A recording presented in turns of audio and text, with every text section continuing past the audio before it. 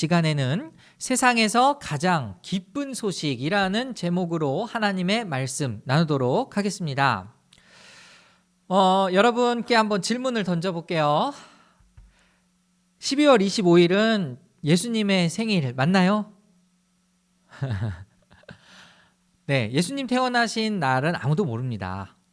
네, 성탄절이 12월 25일이라고 성경에 안 써 있어요. 그죠? 성경에 안 써 있습니다. 그럼 왜 어쩌다가 12월 25일이 되었을까요?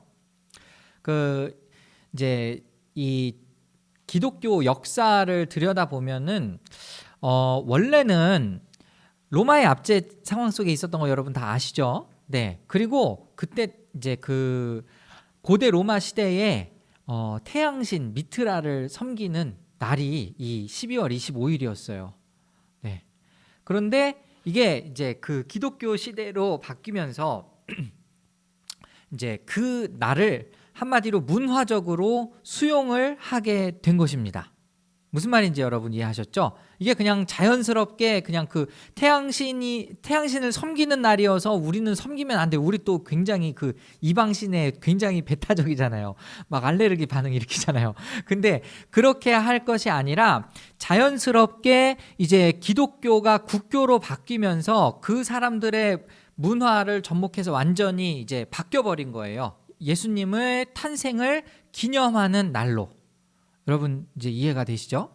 네. 그래서 여러분들이 이 날의 정체를 막 발견을 해가지고 이게 예수님의 생일이 아니었다니 막 이렇게 생각하면서 우리 성탄절 다 없애야 돼 이렇게 생각하실 필요는 없습니다.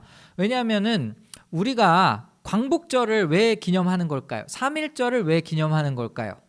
다 그 날에 의미를 부여하는 거죠. 그 날에 어떤 특별한 일이 물론 있기도 했지만은 그거보다도 그 3.1운동의 정신 그리고 8.15 광복절의 그 마음 이런 것들을 되새기기 위해서 그 날을 기념하는 것처럼 우리는 예수님의 날을 예수님이 오신 날을 기념하기 위해서 이 성탄절을 보낸다. 여러분 이렇게 생각하시면 됩니다. 실제로 역사 속에서 지금 목자들이 밤에 양을 치고 있었잖아요. 양들을 지키고 있었잖아요.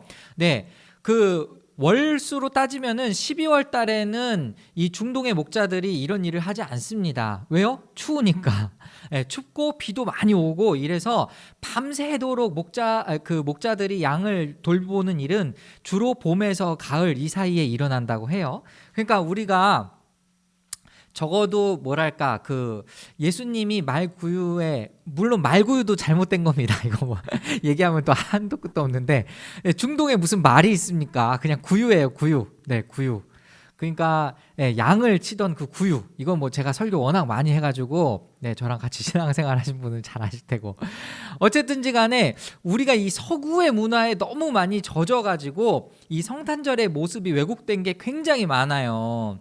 그러니까 뭐 마국간 이런 거 중동의 마국간 이런 존재가 없습니다. 네, 뭐 이런 거 하나하나부터 시작해서 그리고 막 눈 내리는 추운 날 예수님이 막 태어나셔가지고 그 마리아와 요셉이 너무 막 추위에 오돌오돌 떨고 있는데 그때 와서 막 따뜻하게 막 그런 거 없어요.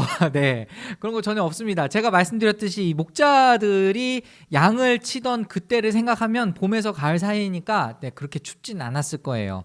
뭐 어쨌든지 간에 우리 그리스도인들이 적어도 이런 기본 상식 정도는 좀 알아야 될 것 같아서 오늘 말씀을 시작하기 전에 여러분에게 이야기를 한 거고요. 또 하나 제가 그러다 보니까 또 생각난 게 있어. BC와 AD는 뭐예요? BC와 AD 혹시 생각해 보신 적 있어요? BC는 뭐의 약자? Before Christ. 그러면 AD는 뭐예요? 잘 모르죠? Before Christ, 그러니까 예수님이 탄생하시기 이전을 BC라고 해서 Before Christ 맞습니다. 근데 AD는 라틴어예요. 이게 또 왜 이게 영어고 이게 라틴어인지는 저도 솔직히 잘은 모르겠는데 안노 도미니입니다. 그리스도의 해. 그래서 AD예요. AD. 이해하시겠죠? 자, 근데 그러면은 예수님이 탄생하신 그 해를 기점으로 1년, 2년 이렇게 된 걸까요? 이것도 사실 잘못됐어요. 역사적으로. 네, 그 디오니시우스라는 수도사가 있었는데 교황의 명령으로 이제 그 연도를 계산하라고 했는데 이 사람이 잘못 계산을 한 거예요. 그래서 실제로는 예수님이 탄생한 시점은 우리가 지금 그 AD, 그러니까 이렇게 그 서기 1년 이렇게 얘기하잖아요. 그 해보다 4년 정도 이전에 태어나셨을 확률이 훨씬 더 높다고 합니다. 뭐 4년에서 길게는 7년. 이해하시겠죠? 그래서 여러분들이 교회 다니는데 이런 거 정도는 기본적으로 알아야 될 것 같아서, 물론 다 아시는 분들도 있겠지만, 자, 그렇다면 오늘 본격적으로 제가 여러분에게 나누고 싶었던 이야기, 도대체 예수님이 오신 게 왜 우리에게 큰 기쁨의 소식인 걸까? 제가 지난주에 설교하면서 말씀드렸듯이 오늘날 우리 시대의 가장 기쁜 소식은 뭐예요? 내 주식이 대박났다. 내가 로또를 긁었는데 1등이 됐다. 내가 아파트를 청약을 신청했는데 당첨이 됐다. 뭐 이런 게 사실 기쁜 소식 아니에요? 저도 기쁜 소식일 것 같아요. 근데 도대체 예수님이 우리에게 오신 것이 뭐가 그렇게 기쁜 소식일까? 이거는 우리가 시대적 차원에서 한번 생각해 볼 필요가 있습니다. 우리 주변에는 사실은 생각보다 정말 찢어지게 가난한 사람들 사실 찾아보기는 힘들어요. 하지만 존재는 합니다. 네, 적어도 여러분들은 지금 여러분의 살 집이 있고, 그리고 어떤 분들은 부모님하고도 같이 살고 있고, 네, 적어도 우리가 삼시세끼 이렇게 밥을 챙겨 먹을 정도면은 그래도 우리는 막 극빈층 이렇게 이야기하진 않잖아요. 그렇죠? 네. 근데 극빈층의 사람들은 지금도 존재할 거예요.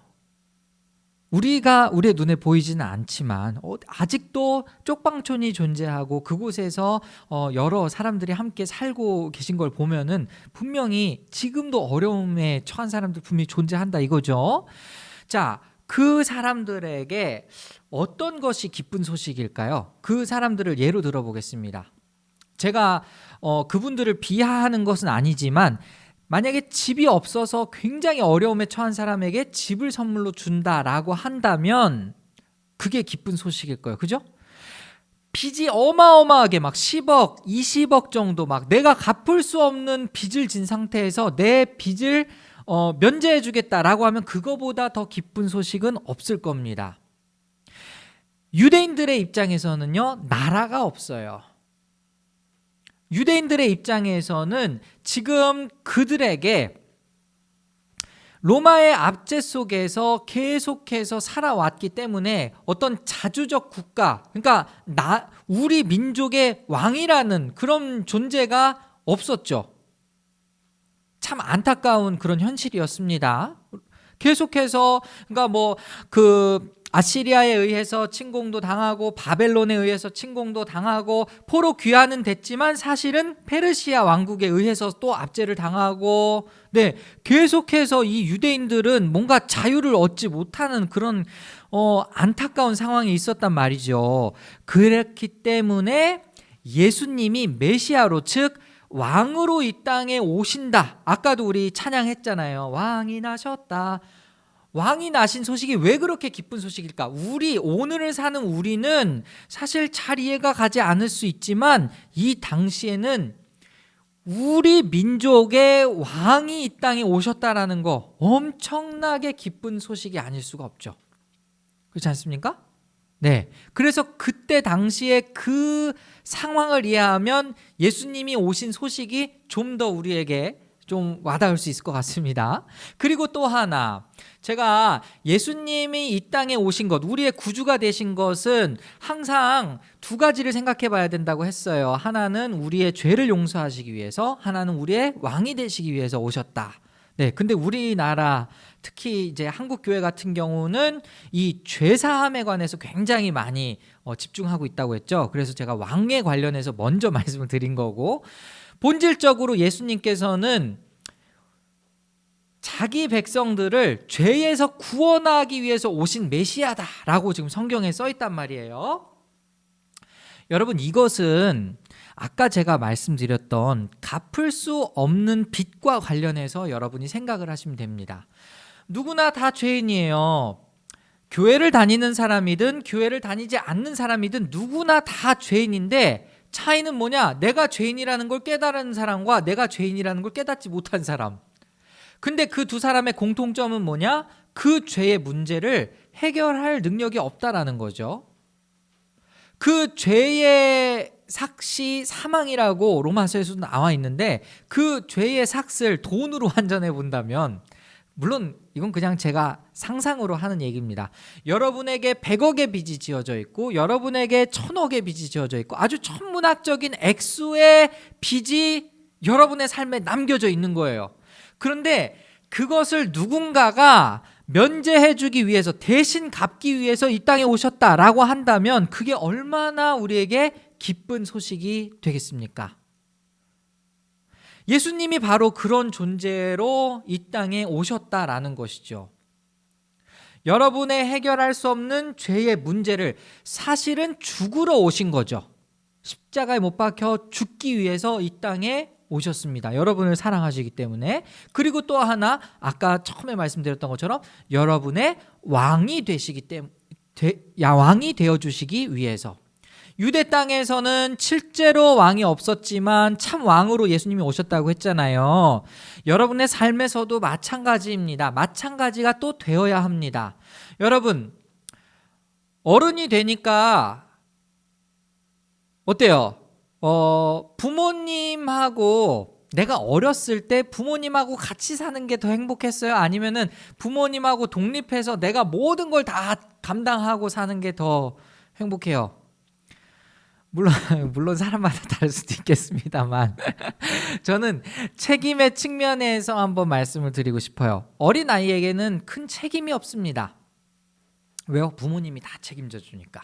그러니까 실수할 기회도 있고, 그리고 정말 부모님의 어떤 사랑의 보호 아래서 자란다는 그 행복한 시기가 있죠. 근데 이게 어른이 되고 나면은 모든 걸 다 내가 책임지고 모든 걸 다 내가 감당해야 돼.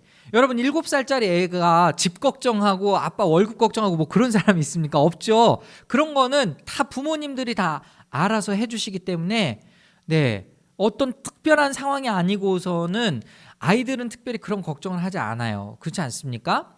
근데 여러분, 어른이 되어서도 독립해 살고 있으면서도 나에게 보호자가 있어 준다면 얼마나 좋을까? 이런 생각 해보신 적 없으신가요? 내 인생 내가 책임져야 하는 건 맞아요. 표면적으로는 맞는데 내 인생을 대신 책임져 줄 누군가가 있다면 조금 편하지 않겠어요? 마음이 좀 편하다라는 말보다는 좀 더 평안해지지 않겠습니까? 예수님이 바로 그런 존재로 오셨다라는 거예요. 여러분, 왕이 되셨다라는 건 참 여러 가지 의미가 있습니다.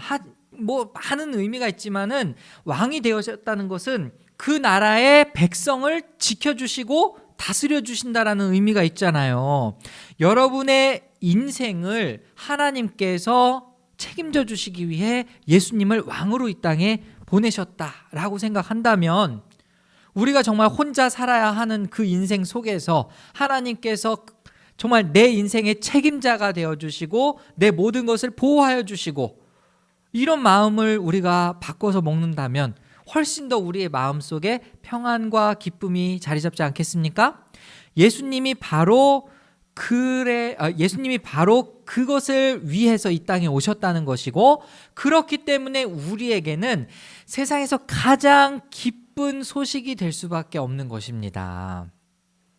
오늘 본문의 말씀 보면요, 목자들이 밤에 양들을 치다가 갑자기 천사가 나타나서 예수님의 나신 소식을 전해요. 그런데 여러분, 이것도 한번 생각해 봐야죠. 왜 하필 목자였을까? 우리 지난주에는 왜 하필 마리아였을까? 뭐 이런 생각했잖아요. 자, 정말 돈도 많고 가진 재산도 많고 권력도 가진 사람에게 예수님이 나타나셨다라고 하면 그게 복음일까요? 복음이 될 수가 없죠. 그러니까 내가 생각했을 때 나에게 부족함이 없다면은 예수님이 오신들 차라리 안 왔으면 좋겠죠. 왜냐하면 내 죄의 문제를 자꾸만 건드려서 날 괴롭게 하고, 그죠? 그럴 것 같으니까 내가 내 인생의 주인인데 저 사람이 지금 와서 내 인생의 주인이 되겠다고? 뭐 이렇게 얘기하면은 도저히 그게 이해가 되지 않을 겁니다. 예수님이 탄생 소식을, 예수님이 나셨다라는 소식을 하나님이 목자에게 알려주셨다라는 것은 그 당시에 굉장히 낮고 천한 직분, 예전에도 지난주에도 말씀드렸잖아요. 마리아라는 그 존재 자체가 그 당시에 사회적으로 굉장히 비천한 신분이었다라고. 하나님께서 마찬가지입니다. 지금 목자들에게 나타나셨다라는 그 자체에 굉장히 큰 메시지가 있는 거예요. 낮고 천한 사람들의 왕이 되러 이 땅에 오셨다. 그 당시에 귀족에게 먼저 알려주신 게 아니라 목자에게 알려주셨다라는 그 소식, 우리에게도 기쁨이 됩니다. 그리고 그 천사가 얘기하죠. 나는 온 백성에게 10절 보니까 큰 기쁨이 될 소식을 너희에게 전하여 준다. 오늘 다윗의 동네에서 너희에게 구주가 나셨으니 그는 곧 그리스도 주님이시다. 너희는 한 갓난아기가 포대기에 쌓여 구유에 뉘어 있는 것을 볼 터인데 이것이 너희에게 주는 표징이다 라고 이야기를 해요. 어떤 표징일까요? 과거 구약의 여러 선지자들에 의해서 예언되었던, 구약 성경에서 그렇게 계속해서 메시아가 나타날 것이다 라고 언급되었던 그 모든 것이 현실이 되는 그 표징이다라는 것이죠. 목자들의 입장에서는 정말 하나님이 살아 계시구나, 성경에 쓰여 있던 말이 진짜 참 말이었구나, 이것을 깨닫는 순간이었다라는 거예요. 우리에게도 마찬가지인 줄로 믿습니다. 특별히 이게 누구에게 기쁜 소식일까? 갑자기 하늘 군대가 나타나서, 여러분 개역개정 성경이 더 익숙하실 거예요. 지극히 높은 곳에서는 영광, 땅에서는 하나님이 기뻐하시는 자들에게 평화로다. 근데 지금 보면은 14절 한번 보실까요? 더없이 높은 곳에서는, 세번역 성경에서는 하나님께 영광이요 땅에서는 주님께서 좋아하시는 사람들에게 평화로다. 여러분 이거에 대해서 조금 깊이 있게 고민해 보신 적 있습니까? 모든 사람들에게 다 평화의 소식이 아니라는 거예요. 예수님이 오신 소식이 모든 사람에게 평화의 소식이 아니라 하나님께서 기뻐하시는, 하나님이 좋아하시는 사람들에게 평화의 소식으로 다가온다라는 것입니다. 왜 그럴까요? 제가 좀 전에 말씀드렸던 목자 말고 다른 귀족층, 굉장히 부유한 사람들에게는 이 복음이 복음으로 전달될 수가 없어요. 이 땅에서 부족한 게 없으니까. 그러나 여러분 성경에서 큰 의미로, 제가 물론 이제 어떤 그 재산의 의미로서 혹은 신분의 의미로서 지금 귀족과 목자들을 나눠서 얘기했지만요, 성경 전체에서는 교만한 자와 겸손한 자로 나뉩니다. 하나님의 말씀을 겸손하게 듣는 자, 하나님의 말씀을 겸손하게 구하는 자, 뭐 예수님께서 말씀하신 팔복으로 따지면 그 마음이 가난한 사람이 그쪽에 해당할 수가 있겠죠. 교만한 자는 내가 하나님인 사람이에요. 하나님이 그래서 필요하지 않은 사람, 그런 사람들에게는 예수님의 나신 소식이 기쁨이 될 수가 없는 겁니다. 평화가 될 수가 없는 겁니다. 그래서 지금 이 천군 천사들의 찬양하는 목소리, 땅에서는, 이 땅에 살고 있는 우리들에게 특별히 어떤 존재에게 기쁨이 되고 평화가 될까요? 하나님이 기뻐하시는 사람들, 하나님이 좋아하시는 사람들, 하나님이 찾으시는 사람들, 다시 말하면 낮은 마음, 겸손한 마음으로 우리의 왕이 오실 것을 기대하는 사람들에게 참 평화다, 이것이죠. 그래서 15절 이후에는 이 목자들이 실제로 천사의 예고를 듣고 강보에 쌓인 아기를 찾으러 갑니다. 베들레헴으로 갑니다. 예언서에 있는 것처럼 베들레헴 에브라다야, 그 말씀대로 베들레헴으로 찾아가고요, 구유에 누워있는 아기를 찾아내고, 그리고 이 모든 것들이 다 예언이 성취되었구나, 하나님의 말씀이 정확했구나, 하나님이 진짜 살아계시구나, 다시 말하면 하나님이 우리와 함께 계시는구나, 라는 것을 깨달았을 때에 마지막 구절 어떻게 됩니까? 20절 한번 같이 읽어보시죠. 시작. 목자들은 자기들이 듣고 본 모든 일이 자기들에게 일러주신 그대로임을 알고 돌아가면서 하나님께 영광을 돌리며 그를 찬미하였다. 성경에 나와 있는 모든 것이 그대로 이루어졌음을 확인하고 천사가 우리에게 예언했던 것이 그대로 실현되었음을 확인하고 하나님을 찬미하며 하나님께 영광 돌리며 돌아갔습니다. 사랑하는 여러분, 자, 여러분에게 이 소식이 기쁜 소식이 되려면 우리 기초부터 다시 생각해 봐야 될 것 같아요.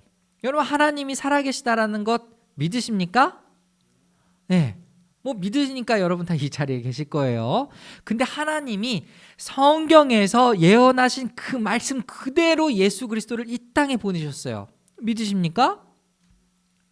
그럼 여러분, 예수님이 이 땅에서 죽음 당하시고 부활하신 다음에 부활 이후에 제자들과 함께 하시고 승천하실 때에 뭐라고 말씀하셨는지 기억하십니까?